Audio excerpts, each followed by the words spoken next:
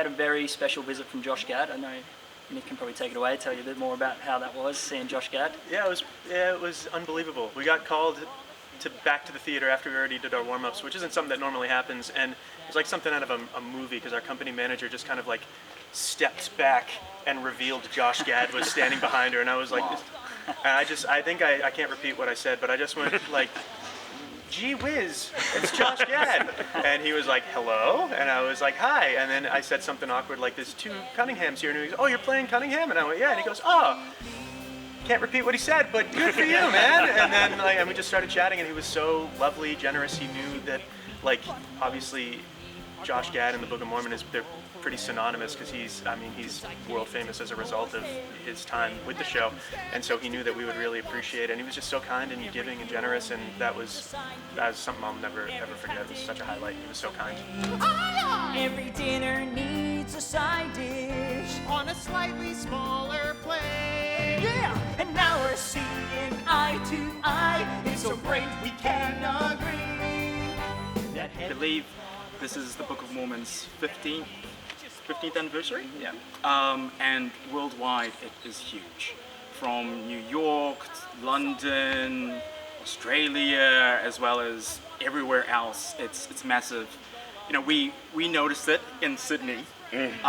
Just the amount of people that came to see the show, their enthusiasm for it, the avid fans of this musical is massive. This is actually a dream show for me. I have so much fun playing Elder McKinley. I've wanted to be in Book of Mormon since I was 16, so I can't tell you how excited I am to play it in Melbourne. I have so much fun playing this role. Well, I mean, honestly, at the root of it, I think it's a buddy story. It's a heart. So, I'm glad this got asked. All right, so.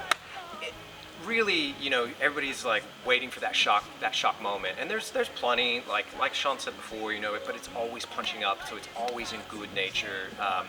But at the end of the day, it's just a feel-good buddy story. You know, it's about these two Mormons going on their mission, which is such a huge deal, and they go to this other part of the world, and they're mismatched, but at the end of the day, they kind of come together, and they realize that, you know, this whole time you were trying to do the right thing and I just didn't see it, and it's all wrapped up in a nice little bow at the end of the show for you guys. And I think that's why people leave, you know, one, laughing their rear ends off, enjoying the music. There's so many earworms, but at the end they're just kind of like, oh, actually these guys are really great friends, and that was just kind of like good for the soul, you know. So I think that the shock factor is kind of the charm of the show. I think a lot of Broadway shows kind of teeter around the line and try and avoid it, but I think Book of Mormon is not afraid of going there, and I think that's why it's been so successful for so many years, is because, yeah, we're not afraid to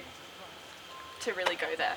I've been involved with it since back in 2016, where actually it was my first professional theater performance here in Australia, which was incredible. And the fact to do it all over again and start here where it all started, it's amazing. I'm so excited. Yeah, so yeah, but as you mentioned, Bobby Lopez wrote Frozen. He also wrote Avenue Q, and he's a only two-time EGOT winner, so he knows what he's doing. But Matt and Trey also, they got, I think one of the first things they did before South Park was Zombie the Musical or something. So they're avid musical theater fans. And so throughout the entirety of the show, you're going to hear Easter eggs of all sorts of musical theater, I believe the kids say bops, from dating back from the Music Man all the way to like present day show. I'm trying to think of, forget, but there's things from modern time, modern songs that are in there too. Anyway, their love for musical theater is something that you're going to be able to hear throughout it, and for whether or not it's your first time seeing a musical, you're going to love the songs. But if you're a theater fan and you've been listening to things for your whole life, you're going to hear little things that, oh, that might sound like Sound of Music, or that kind of sound, and there's a reason for it. It's because Matt and Trey love musical theater. Come in with an open mind. You know, it's not, yes, we might say something that might sound offensive to some of the audience, but in a way, we're changing the view on it. Melbourne audiences can expect a hilarious show. It's absolutely fantastic. The cast is amazing. We've been working hard up in Sydney, and now we're here in Melbourne, and very, very excited to bring this show to this amazing theatre. It works so well for the show. So we're very, very excited to bring this awesome, amazing, hilarious show to Melbourne. This book will change our life. Hello, this book will change our life. This book will change your life. The Book of Mormon.